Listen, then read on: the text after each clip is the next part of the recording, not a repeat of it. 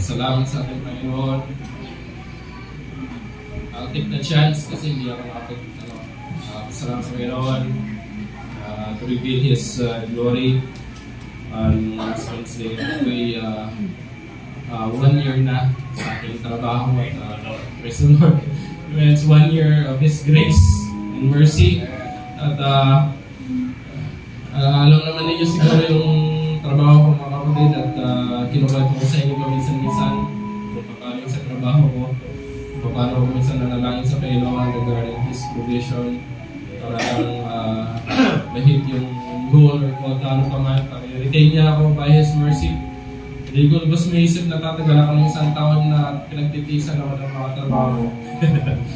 At sa dami kong shortcomings sa trabaho, nandyan yung date minsan. Dala ko ng laptop ko na delete from this.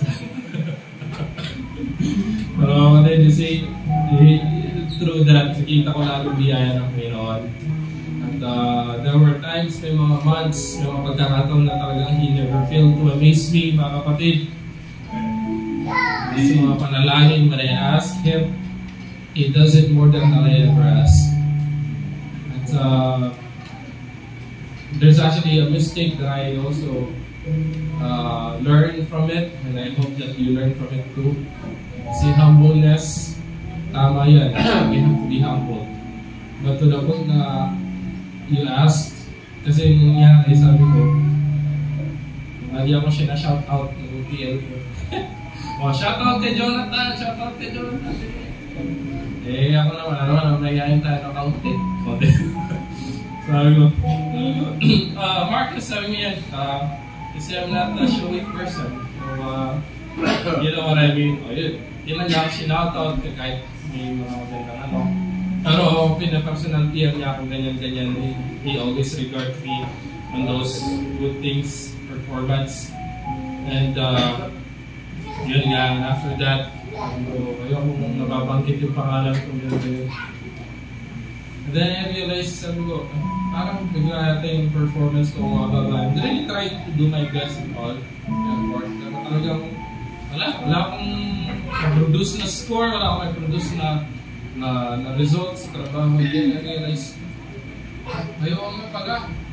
Sabi ko, wag nang magbigay ng recognition or praise.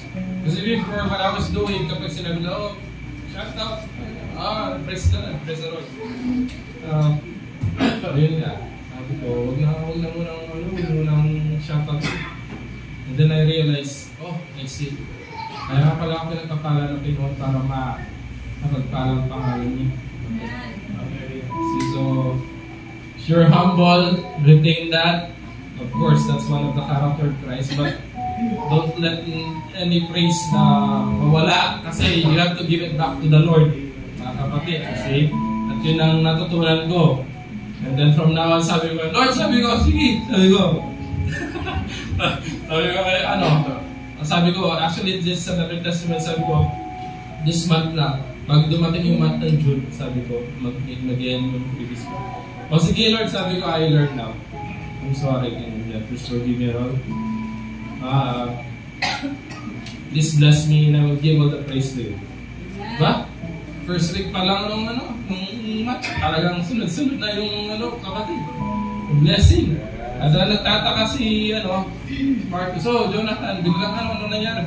Biglang hindi naman sa skyrocket yung performance mo, pero bakit biglang ganda ng performance mo? Tuloy-tuloy yan. Yung team effort namin sa Holdrick, talagang, I would not say na pero I would say the truth. Malaking naging contribution, hindi ako, pero Panginoon na siya. See? So, and then, sinatawag ni Marcus, sabi niya yung deal ko, Jonathan, great job! It's the Lord, sabi niya. If you want, we can shout out me again. Tapos magka-reply ako, praise the Lord. Amen. We must always give the Lord. Amen. Praise the Lord. Ang Panginoon sa bagay din. Sino mo po